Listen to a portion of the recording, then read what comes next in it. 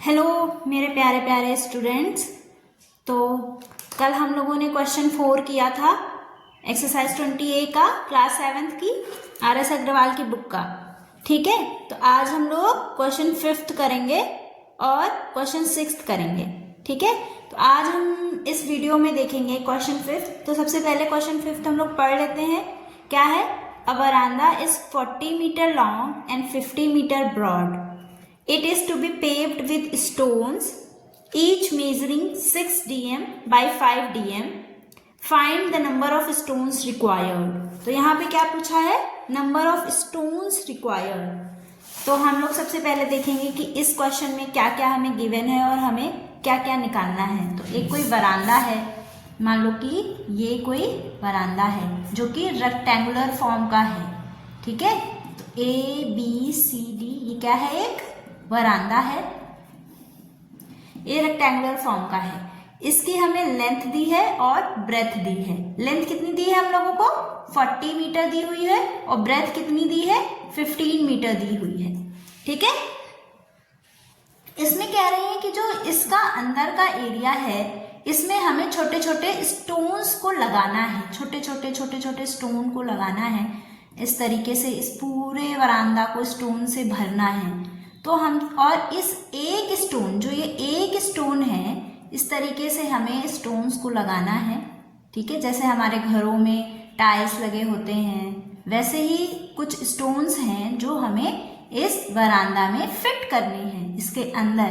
तो हमसे पूछ रहे हैं कि ऐसे कितने, अगर इन स्टोन्स का डायमेंशन 6 dm by 5 dm है तो हमें ऐसे कितने स्टोन्स इसके अंदर लगाने पड़ेंगे। तो ये हमारा क्वेश्चन है। तो सबसे पहले हम क्वेश्चन को समझ लिए हम लोग। अब हमारा जो ये स्टोन है इसका जो डायमेंशन है वो कितना है? 6 dm है यहाँ पे, 6 dm by 5 dm। ठीक है, तो अब हमें निकालना है नंबर ऑफ स्टोन्स। तो सबसे पहले हम देखेंगे कि किस तरीके से हम इस क्वेश्चन को कर सकते हैं। तो नंबर ऑफ स्टोन्स एक फॉर्मूला है, इसको आप लोग लिख भी सकते हो अपने कॉपी में। Required to pave the वरांदा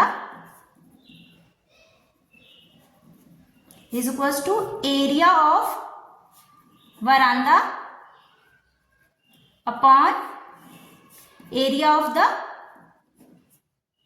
stone. तो हम लोग यहाँ पे देख रहे हैं जो हमारा वरांदा है उसकी जो डायमेंशंस हैं वो मीटर में गिवन है, 40 by 15 मीटर के फॉर्म में दी हैं। लेकिन जो हमारा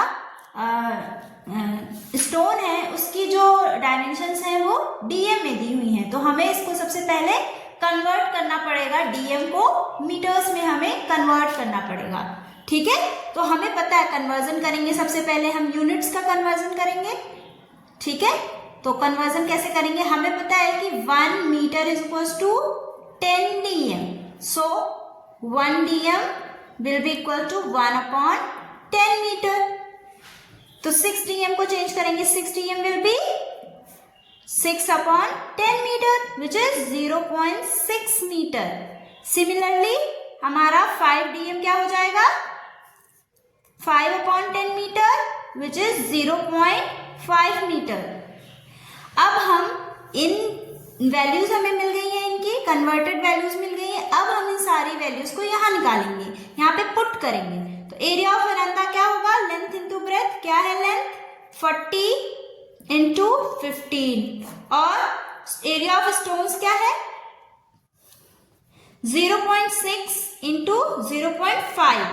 पॉइंट हटाएंगे, यहाँ पे 2 0 आगे बढ़ेंगे। ठीक है, अब हम इसको डिवाइड करेंगे। 5 3 जो 15 और 2 3 6 20, 3 3 कैंसिल, 20,000 सॉरी 2000। ठीक है, 20,000 नहीं है, 2000। तो हमें 2000 स्टोन्स की रिक्वायर्ड होगी। ठीक है, 2000 stones are required to pave the veranda. ठीक है, आप लोग को समझ में आ गया? आप लोग को अगर जो भी क्वेश्चन नहीं समझ में आ रहा है, जो भी चीज नहीं समझ में आ रही है, आप लोग कमेंट बॉक्स में लिख सकते हैं कि ये चीज नहीं समझ में आई, ठीक है। और आपको जो भी क्वेश्चन पूछना है आप वो भी लिख सकते हो RS अग्रवाल बुक का क्लास 7th का, ठीक है। तो फिर मैं वो क्वेश्चन आप लोगों को करा दूंगी। अब हम 20A एक्सरसाइज का 6th क्वेश्चन देखेंगे। तो सबसे पहले इस क्वेश्चन को हम लोग पढ़ लेते हैं। क्या है question? Find the cost of carpeting a room 13 metre by 9 metre with the carpet of width 75 centimetre at the rate of ₹105 per metre. तो कह रहे हैं कि एक रूम है जिसकी हमें कारपेटिंग करनी है। कारपेटिंग को अगर हिंदी में समझे या अपने आसपास हम देखते हैं कि मतलब उसमें एक तरीके की हमें कालीन बिछानी है पूरे रूम में, ठीक है। तो हमें बताना है कि कितने रुपए उसको करने में हमें लगेंगे। तो हमें दिया हुआ है क्या क्या इसमें गिवन है, सबसे पहले समझेंगे। तो हमें इसमें क्या क्या गिवन है।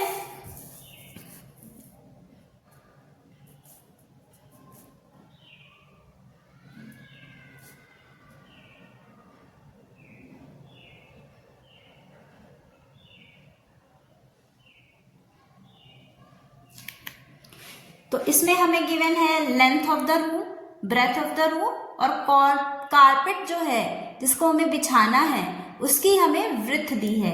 मतलब एक ये रूम है, मान लीजिए ये कोई रेक्टेंगुलर शेप का कोई हमारा रूम है, ठीक है। फ्लोर है, रूम का फ्लोर है, हमें फ्लोर पे ही कारपेटिंग बिछानी है। रूम को आप क्यूबाइड के फॉर्म में मत समझिएगा, क्योंकि हम कारपेटिंग किस पे करते हैं, सिर्फ और सिर्फ फ्लोर पे करते हैं। और फ्लोर क्या होता है, रेक्टेंगुलर शेप का होता है। तो इस फ्लोर पे हमें कारपेटिंग करनी है, ठीक है, ठीक है। इस तरीके से हमें कोई कारपेटिंग करनी है। और इस जो रेक्टेंगुलर हमारा जो फ्लोर है उसका जो हमारा डायमेंशन है वो कितना है, 13 मीटर और 9 मीटर, ठीक है। इसकी विड्थ 9 मीटर है और इसकी लेंथ 13 मीटर है। और हमारे पास एक कारपेट है, इस तरीके का मान लीजिए हमारा कारपेट है, ठीक है। और उसकी हमें विड्थ दी है कितनी, 75 सेंटीमीटर दी हुई है। तो हमें सबसे पहले तो ये समझना पड़ेगा कि हमें इन सेंटीमीटर को मीटर में कन्वर्ट करना है। क्यों? क्योंकि हमारी डायमेंशन सेम होनी चाहिए, तभी हम उसको फिट कर सकते हैं इसके अंदर, ठीक है। तो हमें इसकी लेंथ तो पता नहीं है और हमें ये पता करना है कितने रुपए लगेंगे। अगर 105 रुपए पर मीटर, 1 मीटर को बिछाने के लिए अगर उसको 105 रुपए लग रहे हैं,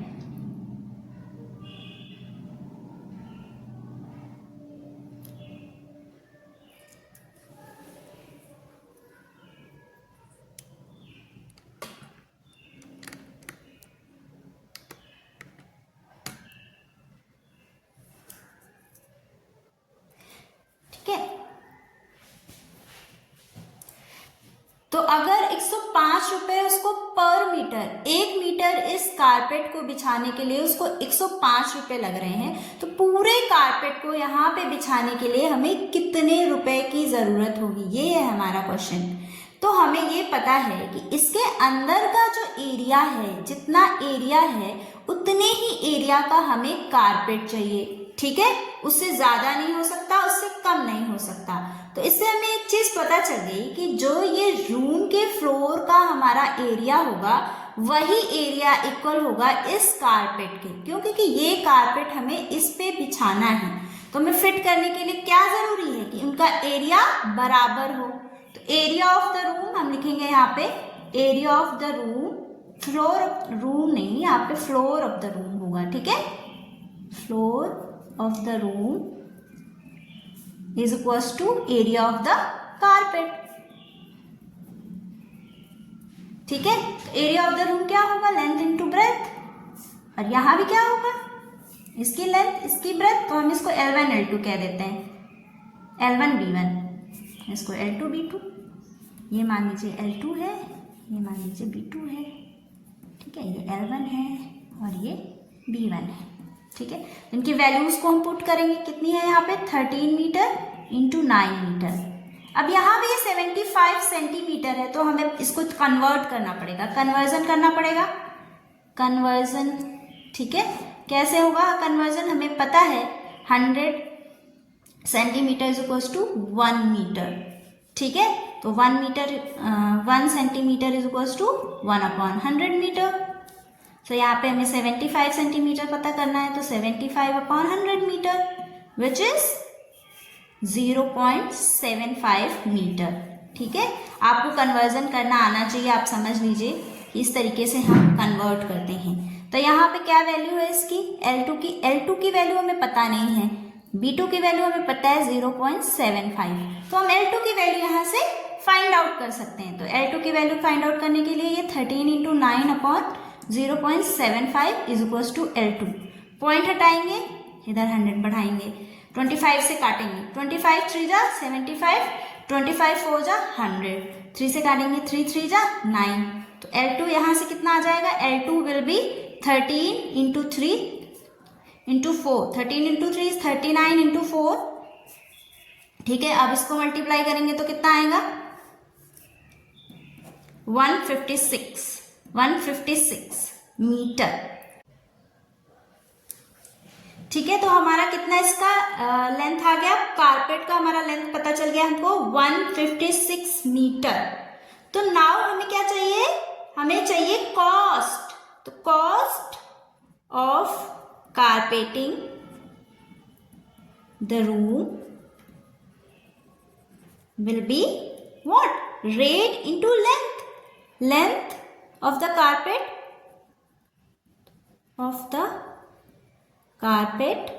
into rate।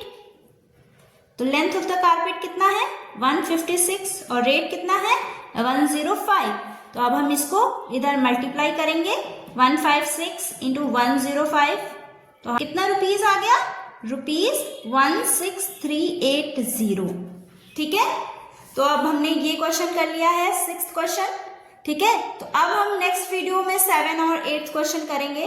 आपको जो भी इस चीज में नहीं समझ में आया है आप कमेंट सेक्शन में पूछ सकते हैं। ऐसे बहुत सारे क्वेश्चंस के सॉल्यूशन जानने के लिए मेरे चैनल को सब्सक्राइब करिए। Thank you students.